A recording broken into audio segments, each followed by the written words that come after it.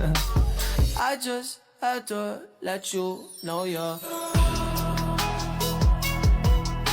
She a happy baby, she a happy baby.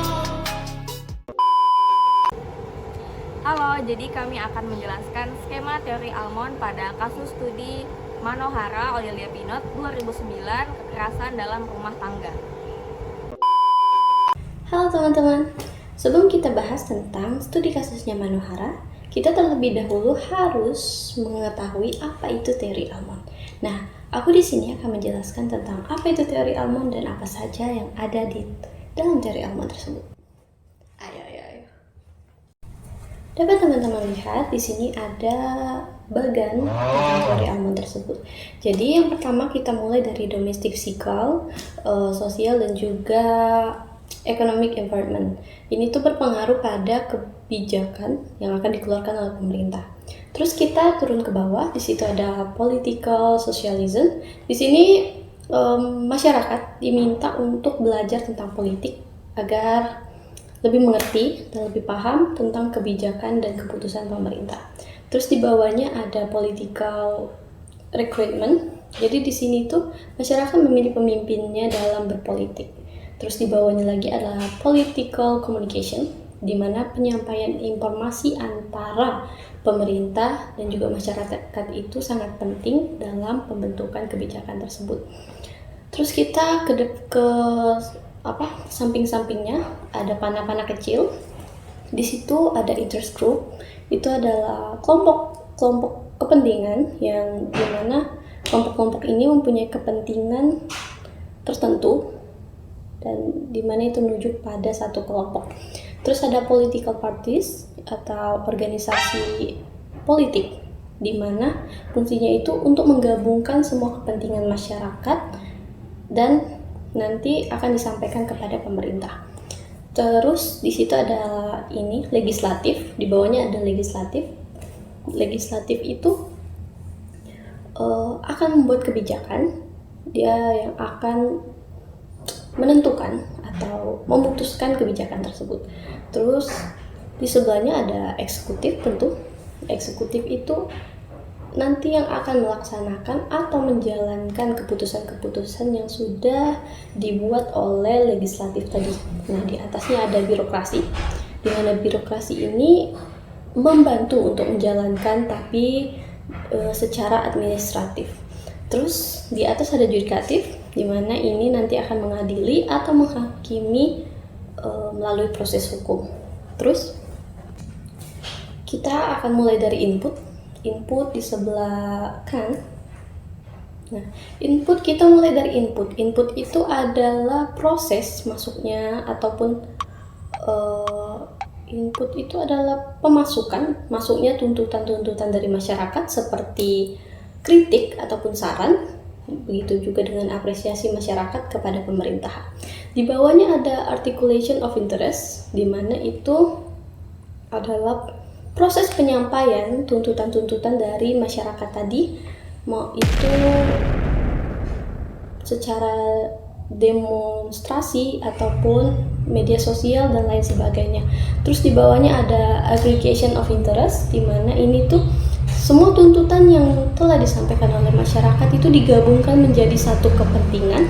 Nah, kepentingan ini menjadi satu dan semua aspirasi maupun tanggapan dari masyarakat ditampung di aggregation of interest tersebut.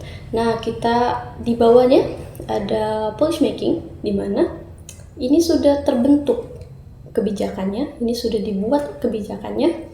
Terus di atasnya ada application of wisdom, di mana ini adalah penerapan atau pelaksanaan dari kebijakan yang sudah dibuat di policy making tadi. Terus di atasnya ada judgment of wisdom, di mana ini adalah proses penyesuaian atau penghakiman keputusan hukum. Di atasnya lagi ada output. Nah, output ini adalah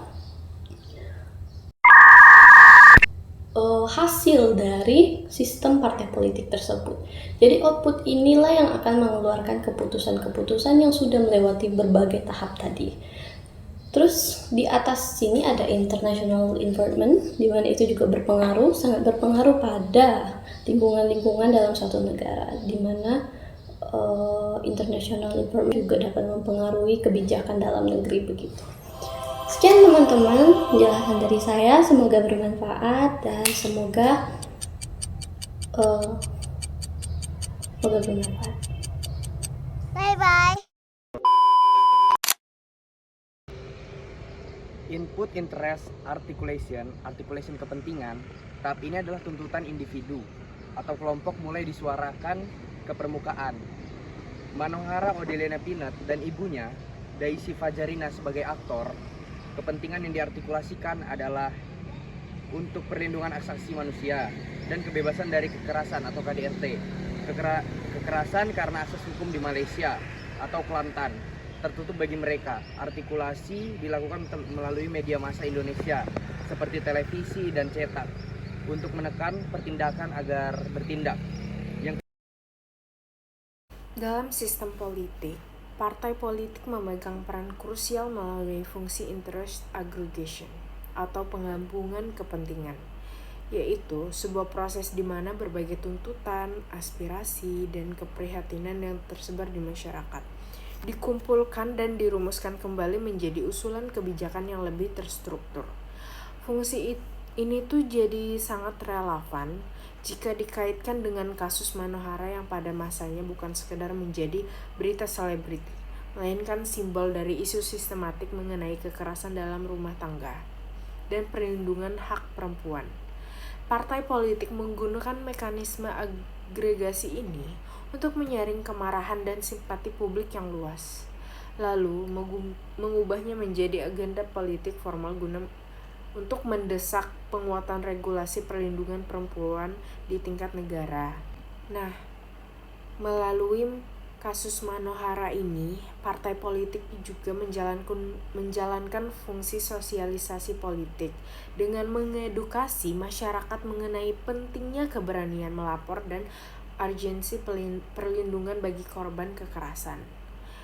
Hal ini bertujuan untuk mengubah cara pandang masyarakat agar tidak lagi menganggap kekerasan domestik sebagai urusan pribadi yang tabu, melainkan masalah hak asasi manusia yang harus dijamin oleh hukum. Di saat yang sama, partai politik menjalankan fungsi rekrutmen politik dengan menarik para aktivis, praktisi hukum, atau tokoh yang vokal dalam isu gender untuk masuk ke dalam struktur partai maupun lembaga legislatif. Dengan mendorong individu-individu yang berkompeten di bidang ini dalam posisi pengambilan keputusan, partai politik berupaya memastikan bahwa kebijakan yang dihasilkan di masa depan itu benar-benar berpihak pada perlindungan perempuan dan pencegahan kekerasan serupa di kemudian hari. Dalam teori Gabriel Almond, fungsi policy making adalah proses di mana sistem politik merumuskan aturan yang mengikat masyarakat dalam kasus Manohara. Fungsi ini terlihat sangat kompleks karena adanya interaksi antara sistem hukum yang berbeda. Pertama, terjadi benturan aturan yang tajam antara hukum nasional Malaysia, otoritas hukum adat atau hak istimewa kerajaan Kelantan, serta standar hukum internasional mengenai hak asasi manusia. Konflik ini menunjukkan betapa sulitnya sinkronisasi aturan ketika berada di wilayah yang memiliki status hukum khusus. Sebagai dampaknya, muncul respon kebijakan yang signifikan di Indonesia. Kasus ini memaksa lembaga eksekutif dan legislatif untuk mengevaluasi kembali kebijakan perlindungan WNI di luar negeri, khususnya dalam mengatur perlindungan hukum bagi mereka yang melakukan pernikahan beda negara dengan anggota keluarga kerajaan yang memiliki kekebalan atau status hukum tertentu. Implementasi, pelaksanaan dari kebijakan yang telah diambil oleh pemerintah, Kedutaan Besar Republik Indonesia KBRI di Singapura dan Malaysia, serta aparat kepolisian di setempat.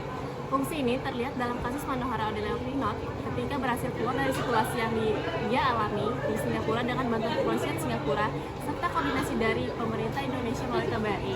Peristiwa ini menunjukkan bahwa kebijakan perlindungan warga negara Indonesia tidak bersifat aturan, tetapi benar-benar dilaksanakan secara nyata di lapangan.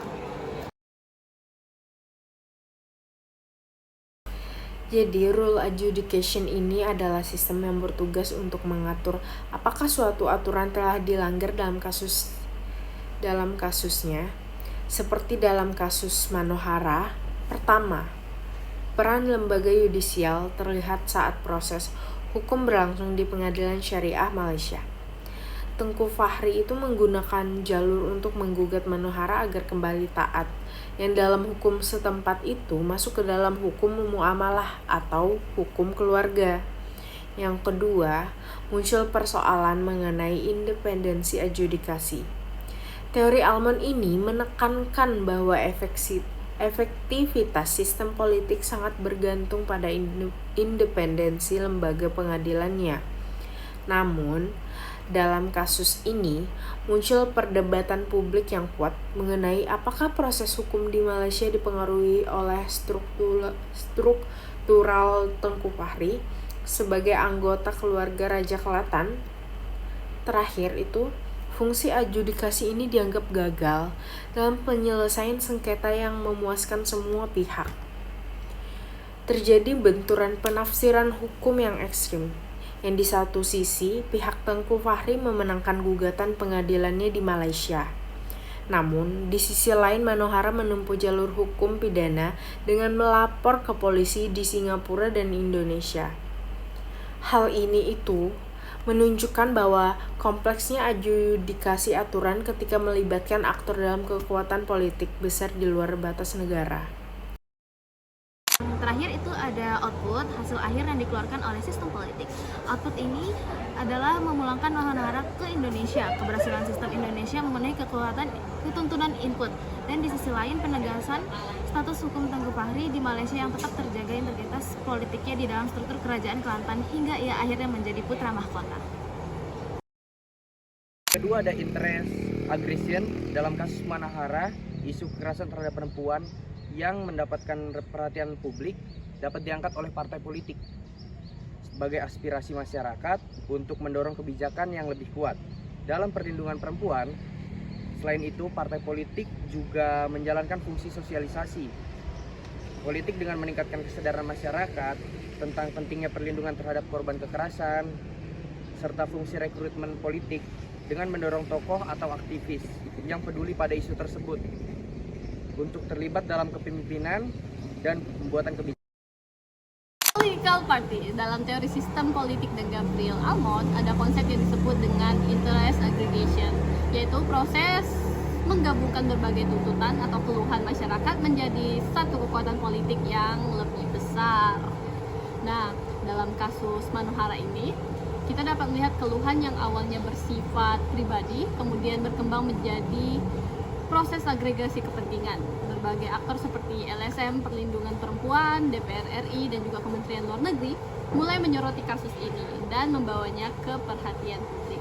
Nah, melalui proses tersebut, masalah yang awalnya hanya dianggap sebagai masalah rumah tangga berubah menjadi isu yang lebih luas, yaitu tentang perlindungan warga negara Indonesia di luar negeri. Oleh karena itu, kasus Manohara ini tidak lagi dipandang sebagai masalah pribadi saja, tetapi menjadi agenda nasional yang mendorong negara untuk mengambil langkah terhadap Malaysia. Oke, jadi fungsi legislatif yaitu pembuat undang-undang. Jadi kasus ini menekankan perlunya aturan yang melindungi WNI di luar negeri, terutama perempuan yang mengalami kekerasan. DPR dapat mengusulkan atau merevisi Undang-Undang Perlindungan WNI di luar negeri agar lebih jelas mekanisme perlindungan dan koordinasi antar negara. Fungsi legislatif di sini bukan sekedar formalitas hukum, tapi sebagai respon terhadap isu sosial yang nyata. Eksekutif, menurut teori sistem politik dari Gabriel Almond, rule application adalah proses penerapan aturan atau kebijakan menjadi tindakan nyata oleh pemerintah. Dalam kasus Manohara Adelio Pinot, pemerintah Indonesia melalui lembaga eksekutif melakukan langkah diplomatik dan koordinasi dengan aparat di luar negeri untuk memberikan perlindungan kepada warga negara Indonesia. Ini menunjukkan bahwa kebijakan perlindungan WNI benar-benar diterapkan dalam praktik pemerintahan. Birokrasi implementasi aturan, rule implementation. Birokrasi berperan sebagai pelaksana aturan yang sudah dibuat oleh pemerintah. Dalam kasus Manohara, aparat negara seperti Lembaga Perlindungan Warga dan perwakilan pemerintah menjalankan tugas untuk menindaklanjuti laporan, memberikan perlindungan, serta membantu proses pemulangan korban. Peran birokrasi ini penting karena tanpa tindakan dari aparat negara, aturan perlindungan terhadap korban hanya akan menjadi kebijakan di atas kertas tanpa realisasi di lapangan. Dalam teori Gabriel Almond, khususnya struktur yudikatif merujuk pada lembaga formal seperti pengadilan atau mahkamah yang memiliki otoritas sah untuk menginterpretasikan hukum, khususnya kasus Manohara dan Tengku Fahri menjadi contoh menarik karena memperlihatkan interaksi kompleks antara struktur yudikatif dari dua negara yang berbeda. Pertama, kita melihat adanya struktur yudikatif yang tumpang tindih. Di Malaysia, khususnya Kelantan, terdapat pengadilan syariah yang yurisdiksi khusus atau masalah keluarga bangsawan yang memiliki legitimasi kuat dalam sistem monarki mereka. Di sisi lain, Indonesia memiliki struktur yudikatif berdasarkan sistem republik dan hukum nasional. Bentrokan ini menunjukkan bagaimana dua struktur yudikatif dapat memiliki klaim otoritas yang berbeda atau atas satu subjek yang sama. Kedua, kasus ini menyoroti isu otonomi struktur terhadap eksekutif. Teori Almond menekankan pentingnya independensi lembaga yudikatif dari kekuasaan eksekutif atau kerajaan. Posisi Tengku Fahri sebagai bagian dari keluarga diraja Kelantan memicu diskusi luas mengenai apakah struktur yudikatif di sana benar-benar memiliki otonomi penuh atau justru berada di bawah pengaruh kekuasaan kerajaan. Kasus Manohara dapat dilihat tidak hanya sebagai masalah pribadi atau keluarga, tetapi juga sebagai bagian dari dinamika hubungan internasional. Dalam perspektif imperialisme, negara merupakan aktor utama yang bertindak untuk melindungi kepentingan nasionalnya, termasuk melindungi warga negara yang berada di luar negeri.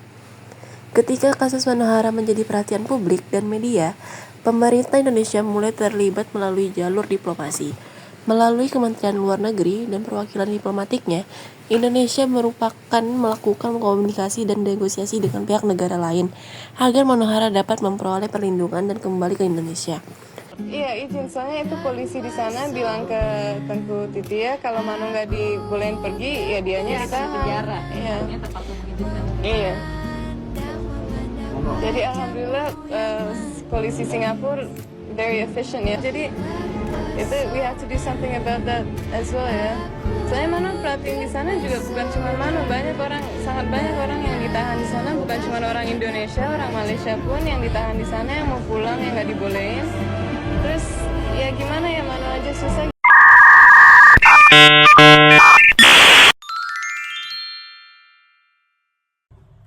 Dalam teori Almond, peristiwa ini dapat dipahami melalui alur sebagai input, lalu proses konversi, output, lalu ada feedback dalam sistem politik. Pertama yaitu input, tuntutan, dan dukungan. Dugaan KDRT yang dialami Manohara memicu perhatian publik Indonesia. Masyarakat, media, serta keluarga korban menyampaikan tuntutan kepada pemerintah Indonesia agar melindungi warganya di luar negeri. Yang kedua, proses konversi. Tuntutan tersebut kemudian diproses oleh lembaga negara, khususnya Kementerian Luar Negeri Indonesia melalui jalur diplomasi dengan pemerintah Malaysia dan pihak kerajaan Kelantan. Ketiga, output, kebijakan atau tindakan pemerintah. Pemerintah Indonesia melakukan berbagai langkah diplomatik dan perlindungan warga negara, termasuk membantu proses pemulangan Manohara ke Indonesia, serta memperkuat perhatian terhadap isu perlindungan warga negara Indonesia di luar negeri.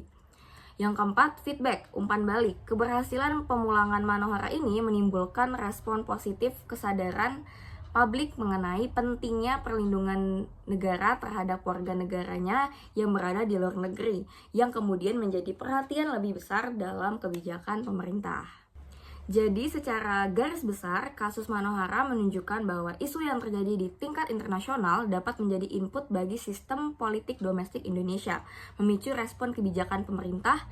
Dalam perspektif teori Almond, peristiwa ini menggambarkan bagaimana tuntutan masyarakat, yaitu input, akibat peristiwa internasional diproses oleh sistem politik dan menghasilkan kebijakan, yaitu output, yang mempengaruhi dinamika politik domestik.